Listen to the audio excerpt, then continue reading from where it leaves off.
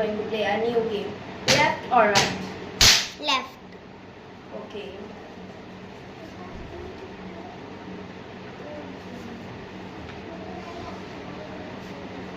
आँख बंद कर।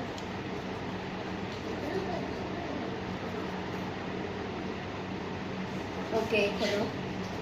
देखो देखो, ये वो क्रिकेटर कौन है जिसके उससे छक्का चौका लगता है, बहुत छक्का चौका मारता है और गेम जिताता है?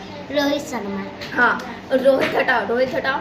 शर्मा। हाँ, उसके बाद फिर तुम अपने पापा की क्या हो? हीरोइन।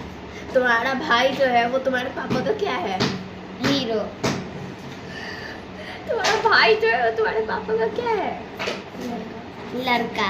हाँ, तो ये उसको पूरा लाइन बनाओ।